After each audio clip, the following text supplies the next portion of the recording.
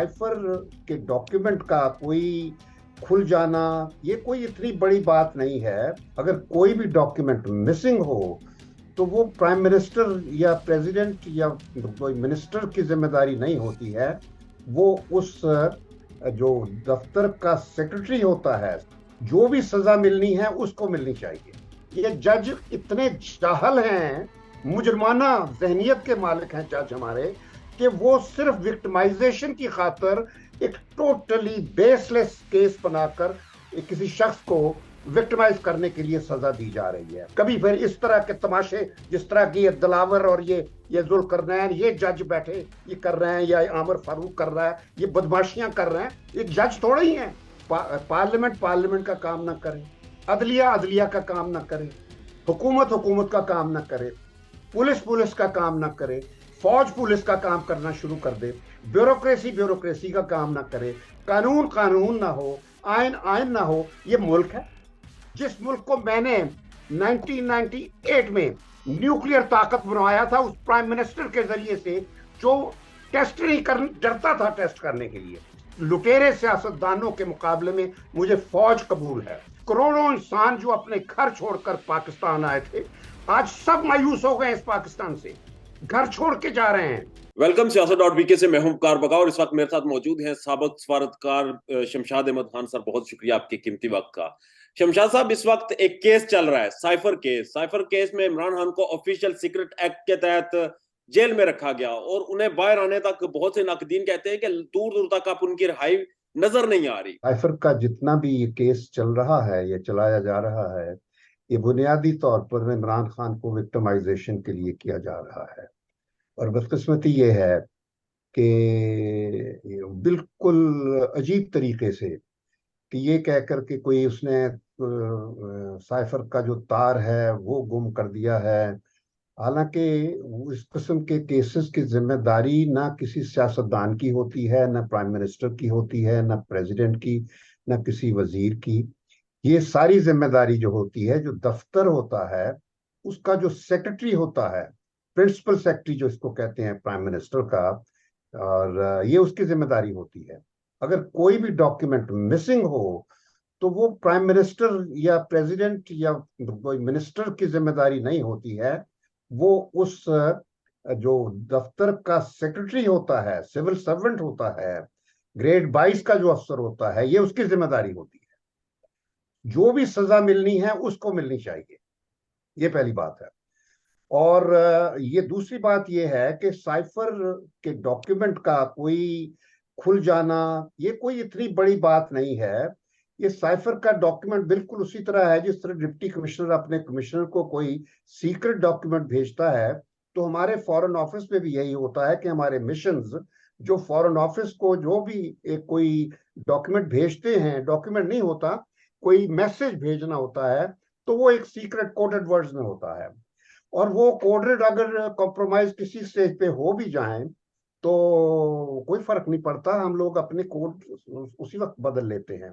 Cipher के document सारे के सारे भी बिक जाएं तो भी कोई स्टेट सीक्रेट हमारा कॉम्प्रोमाइज नहीं होता, क्योंकि ये जो होते हैं ना साइफर, ये बुनियादी तौर मीन ऑफ कम्युनिकेशन होता है, ये कोई स्टेट सीक्रेट नहीं होता। ये जो आजकल जज बैठे फैसले करते हैं ना, ये जज इतने जाहल हैं, मुजरमाना जहनियत के मालिक हैं जज हमारे, कि वो सिर्फ विक्टिमाइजेशन की खातर एक टोटली बेसलेस केस बनाकर किसी शख्स को विक्टिमाइज करने के लिए सजा दी जा रही है। तो ये केस जो है साइफर, में पहले दिन से ये कह रहा हूं। ये और बात है कि साइफर का जो मैसेज था, वो मैसेज एक ऐसा था, उस मैसेज में क्या था, सफीर ने साइफर भेजा था, और उस मैसेज में ये था कि मुझे डोनाल्ड लू जो है, जो अमेरिका का असिस्टेंट सेक्रेटरी ऑफ स्टेट है, उसने बताया है कि अगर अमेरिका ने कहा है कि हमें तुम्हारा प्राइम मिनिस्टर पसंद नहीं है, और अगर ये अभी हमें पता है कि पाकिस्तान में हमारे बंदे एक प्लानिंग कर रहे हैं, एक साजिश हो रही है, वो साजिश का लफ्ज नहीं इस्तेमाल किया, कि वो प्लान बना रहे हैं वोट ऑफ नो कॉन्फिडेंस करके, और ये अगर वोट ऑफ नो कॉन्फिडेंस कामयाब हो गया तो फिर तो ठीक है कि वो यानी इमरान खान उतर जाएगा, तो फिर हम पाकिस्तान का ख्याल रखेंगे। और अगर इमरान खान कामयाब होता है उस वोट ऑफ कॉन्फिडेंस में, तो फिर हमसे बुरा कोई नहीं होगा। सब इस किस्म की एक चीज समझा दें। एक तरफ इमरान खान है, इमरान खान जिसके ऊपर साइफर आया जिसमें जिक्र था कि हमारे बंदे इमरान खान को हटाएंगे, तहरीक अदम एतमाद लाएंगे, वो हट गया तो हम राजी हैं, ना हटा तो मामला और होंगे। दूसरी जनब ये भी कहा गया कि हमारे बंदे, अब उनके बंदे जो हैं वो इस वक्त हुकूमत कर रहे हैं, वो 16 महीने की हुकूमत करके मुल्क को लताड़ के चले गए। दूसरी जनब जिस शख्स पर साइफर आया था, जिसका जिक्र किया गया था उस मीटिंग में, उसे जेल में भेज दिया गया है। अब यहां पर बहसियत पाकिस्तानी, आपने बहुत से प्राइम मिनिस्टर्स के साथ, बहुत सी गवर्नमेंट्स के साथ काम किया बहसियत एम्बेसडर, क्या समझते हैं कि ये कैसा बिहेवियर है कि जिस शख्स के ऊपर साजिश की जाती है उसे ही जेल में भेज दिया जाता है और फिर उसी पे ऊपर ऑफिशियल सीक्रेट एक्ट बनाया जाता है, और जो लोग उनके बंदे होते हैं बकौल उनके कि वो उनके बंदे हैं, वो आजाद हैं और फिर वो गवर्नमेंट्स भी बनाते हैं और वो नशे भी लूटते हैं। नहीं नहीं, आप तो कह रहे हैं बिहेवियर है, बिहेवियर नहीं है, ये एक जुर्म है, एक साजिश है। ये साजिश जो थी, ये दो फैमिलीज जो थी हमारी, जो बुनियादी तौर पर जो इन्वॉल्व थी इस सारी साजिश में, और उस वक्त के आर्मी चीफ बाजवा थे इस इन्वॉल्व, ये तीन एलिमेंट्स हैं जो बुनियादी तौर इस साजिश में शामिल थे। इन्होंने ये साजिश करके वो जो वोट जो होते हैं ना हमारे बैल टग्गे जो होते हैं वोटर, ये वोट जो होते हैं मेंबरियों असेंबलियों के जो मेंबर होते हैं, फ्रॉड ये मेंबर होते हैं असेंबलियों के, जो कि बिकते हैं फिर करोड़ों की तादाद से। तो वो फिर सिंध हाउस में बिके, जरदारी इन चीजों का मास्टर है। तो वो वोट खरीद के vote of no confidence Imran के खिलाफ पास करवाया गया। तो इसमें अमेरिका ने साजिश नहीं की थी, अमेरिका ने अपनी ख्वाहिश का इजहार किया था। मैं पहले दिन से कह रहा हूं कि साजिश मुल्क के अंदर हुई है। तो ये जो बात आप कर रहे हैं कि बिहेवियर वो है, बिहेवियर कहां नजर आ रहा है यहाँ?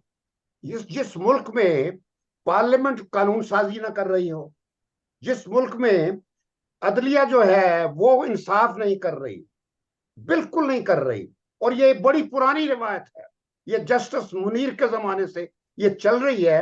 कभी ये डॉक्ट्रिन ऑफ नेसेसिटी को बना देते हैं, सेंटिफाई कर देते हैं, कभी फिर इस तरह के तमाशे, जिस तरह की ये दिलावर और ये जुल्करनैन, ये जज बैठे ये कर रहे हैं, या आमिर फारूक कर रहा है, ये बदमाशियां कर रहे हैं, ये जज थोड़े ही हैं, ये इंसाफ नहीं कर रहे हैं। दे आर बेसिकली क्रिमिनल्स का हिस्सा है, क्रिमिनल्स के साथ मिले हुए हैं।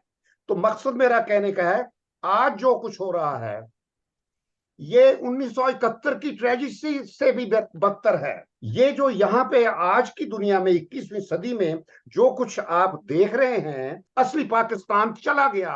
अब बाकी का जो रह गया है उसके साथ ये कर रहे हैं कि ये कभी साइफर का किस्सा लेते हैं, कभी तोशा खाना का लेते हैं। ये क्या मजाक बना हुआ है? ये आज सोचने वाली बात है। पार्लियामेंट पार्लियामेंट का काम ना करे, अदलिया अदलिया का काम ना करे, हुकूमत हुकूमत का काम ना करे, पुलिस पुलिस का काम ना करे, फौज पुलिस का काम करना शुरू कर दे, ब्यूरोक्रेसी ब्यूरोक्रेसी का काम ना करे, कानून कानून ना हो, आयन आयन ना हो। ये मुल्क है, यहां कोई बिहेवियर की तवक्को की जा सकती है? ये बात तो अब ये है कि ये मुल्क नहीं रहा।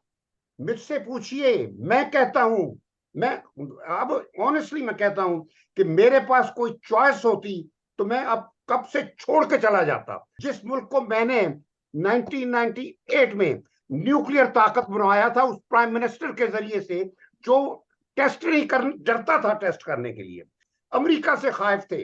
ये उस वक्त बातें हो रही थी कि नवाज शरीफ को मैंने कहा था कि ये एक ही मौका है कि या हम आजाद रहेंगे, और आजादी और बका का सवाल है। जब जहांगीर करामत ने नवाज शरीफ को ये कहा कि सर हम तैयार हैं लेकिन बहुत बड़ी कीमत देनी पड़ी होगी, आप सोच लें। जब मुझसे पूछा, मैंने कहा सर आजादी और बका की कोई कीमत नहीं होती। ये मेरे दो लफ्ज फिक्रे सुनकर नवाज शरीफ ने शाम को टेस्ट कर दिए। तो मैं कहता हूं कि हमने किस लिए आजाद किया था मुल्क? इसलिए कि हम फिर अमेरिका की गोद में बैठ जाएं? कि जिस मुल्क को मैंने अपनी सारी जिंदगी ये इस सर्फ की थी कि इसको आजाद रखें हम, और आज मेरे सामने इस मुल्क को इस तरीके से बदनाम किया जा रहा है, खराब किया जा रहा है, दुनिया भर में मजाक बन रहा है। ये फौज हमारी दुनिया की बेहतरीन फौजों में है, मैं आपको बता दूं। मैं फिर लोग समझते नहीं है इस बात को कि सियासतदानों ने पहले 9 साल, जो 47 से 56 तक इस मुल्क का बेड़ा इतना गर्क कर दिया था, उन 9 सालों में 8 हुकूमतें, रोज हुकूमत टूटती थी, रोज प्राइम मिनिस्टर बदलते थे। तो फौज ने आके इस मुल्क को इस्तेहकाम दिया, अयूब खान ने आकर, और उसने इस मुल्क को बचाया। मैं उस वक्त स्टूडेंट के तौर पर डिक्टेटर अयूब के खिलाफ था, लेकिन जब मैंने उसको, इस मुल्क को इस्तेहकाम देते हुए देखा, तो मैं उस वक्त से फौज की हमेशा सपोर्ट करता हूं कि इन लुटेरे सियासतदानों के मुकाबले में मुझे फौज कबूल है, मैं फौज को सपोर्ट करता हूं। ये बात है आसफ जी। शमशाद साहब, सारी चीजें समझ आती हैं और अफसोसनाक सूरत हाल है कि लोग इस वक्त मुल्क छोड़कर जा रहे हैं, मगर दूसरी जानब हम साइफर के इशू पे जब बात करते हैं तो आपको लगता है कि, एक बार फिर आपसे पूछता हूं कि बहसियत एक साबिक सफारतकार, साइफर इमरान खान के खिलाफ इस्तेमाल हो सकता है, या ये साइफर का जो मामला है ये अजीब केस है? क्या है उस, मतलब क्या केस, क्या खराब, क्या चीज है?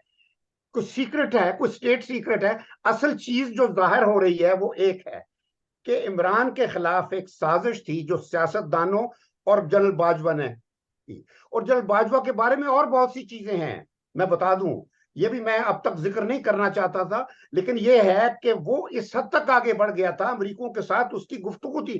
पहले वो मोदी और जब नवाज शरीफ के तल्लुकात बढ़े थे, तो इंडियन मीडिया हर वक्त ये कहता था कि इस वक्त पाकिस्तान की हालत ऐसी है, नवाज शरीफ जब हुकूमत कर रहा था, कि लो फ्लाइंग फ्रूट्स हैं, बेहतर है कि ये टूट लिए जाते, ये हमारी ख्वाहिश है। शमसी एयरबोस के बदले में शेखों ने नवाज शरीफ और उनकी फैमिली को बहुत तोहफे दिए, क्योंकि हर चीज, जब वो शिकार के लिए आते थे उनके जहाजों से, ये मैं तोशा खाना के बारे में भी बात कर रहा हूं कि तोशा खाना का जो सिलसिला है ये 70 की दहाई, जब से शरीफों की फैमिली आई उस वक्त से शुरू है। तोहफे वो लेके आते थे जहाजों से, कंटेनर उतरते थे, और वो कंटेनर सारे इनके घरों पे चले जाते थे। कभी कोई डिक्लेयर नहीं करता था, कभी नहीं करता था। फिर एक स्टेज पर आकर ये कानून बनाया गया कि नहीं, कुछ ना कुछ कीमत अगर इंडिविजुअल्स को तोहफे दिए जाते हैं तो वो फिर कुछ ना कुछ पेमेंट होनी चाहिए। तो 25% इन्होंने बड़ी रहमदिली दिखाई और 25% कर दिया, और जो कि इमरान ने उस 25% को 50% कर दिया। और फिर ये है कि जब उसका मकसद ये होता है कि जब आपने वो 25% उस वक्त और अब 50% जो कीमत है किसी चीज की, जो तोहफा आपको मिला, जब वो पे कर दी है, तो वो कानून आपकी मलकियत बन जाती है। इट इज योर प्रॉपर्टी, आप उसको इस्तेमाल करें, उसको छोपड़ी में छापड़ी में फेंक दें, तोहफा दे दें, गरीब को दे दें, बेच दें, कुछ करें, दैट्स योर प्रॉपर्टी। ये जो कहते हैं ना जी, खाना काबा की तस्वीर थी घड़ी पे, अरबी खाना काबा की तस्वीर तो हर जानमाज पे होती है जो हमारी गलियों में रुलते फिर रहे हैं, समझ गए? ये सारे तो कहावतें हैं जो इन्होंने एक ऐसी बेवकूफों की तरह, जजों ने खास तौर से, बिलखसूस जो जज इसके टूल बने हुए हैं, इंस्ट्रूमेंट बने हुए हैं, उन्होंने जो ये सारी कार्रवाइयां शुरू की हैं, इस मुल्क का बेड़ा गर्क कर दिया इस अदलिया ने। और हमारी जो फौज के चंद लोग हुए हैं, कुछ अफराद, फौज हमारी एक, मैं कहता हूं दुनिया भर में आला तरीन फौज है। ये दुनिया की किसी भी चैलेंज से निपट सकती है। जो अगर हमारे यहाँ अदलिया साफ होती, इंसाफ करती, तो ये क्लियर केस था। तो मकसद मेरा कहने का है, ये तरीके होते हैं। आप किसी बंदे से इंतकाम लेने के लिए मुल्क को दांव पे लगाएं, बहुत बड़ी कीमत है। ये कीमत वो है, करोड़ों इंसान जो अपने घर छोड़कर पाकिस्तान आए थे, आज सब मायूस हो गए इस पाकिस्तान से, घर छोड़ के जा रहे हैं। दुनिया में मजाक बना हुआ है पाकिस्तान के बारे में। खुदा के लिए पाकिस्तान को वापस कर दें जहां आप लेकर आए हैं। ये पॉइंट ऑफ नो रिटर्न होता जा रहा है, और ऐसा पाकिस्तान का हशर होगा कि आपके इमेजिनेशन में कभी नहीं आएगा। शमशाद साहब, पॉलिसीज पे रिव्यू बनता है और जिस तरह के हालात हैं वो अफसोसनाक हैं। आखिर में मुझे ये बता दें, बिल्कुल आखिर में, इमरान खान बहसियत प्राइम मिनिस्टर, उनके खिलाफ साजिश हुई, उस पर बोलने की वजह से उन्हें बंद किया गया। पाकिस्तान में हर दौर में हर वज़ीर आज़म इतना ही वो बेबस होता रहा, या सिर्फ इमरान खान इतने बेबस थे? इमरान खान ने आके जब अपनी सोच का इजहार किया कि वो इस मुल्क को आजाद करना चाहता था। पुरानी पॉलिसियां थी अमेरिका के पिट्ठू वाली, या इन दोनों फैमिलियों की, ये दोनों फैमिलियां तो हैं ही पिट्ठू इन अमेरिकनों के। मैं जानता हूं सारा। जो जरदारी ने मेमो लिखा था ओबामा को, उसमें साफ इसने लिखा था कि हम, मेरी तुम फौज पर बर्तरी करवा दो, उसके बाद जो अपॉइंटमेंट करोगे तुम्हारी मर्जी से मैं फौज में करूंगा। तो वो मैं कहता हूं ये असल दो खानदान हैं जिन्होंने इस मुल्क को तबाह किया है। और फौज जो है हमेशा इस मुल्क को इन दो खानदानों से बचाती रही है। ये अच्छी बात नहीं है। इससे फौज बदनाम हो रही है, फौज का इमेज खत्म हो गया है, फौज से लोग नफरत कर रहे हैं। और खुदा के लिए फौज को अवाम की आंखों का तारा रहने दो, बस हमारी आंख का, हमारे दिल का तारा रहने दें। हमने इस फौज को हमेशा हमेशा एक तरह से पूजा है। हमने सोचा है कि पाकिस्तान जिंदा है वो फौज की वजह से है।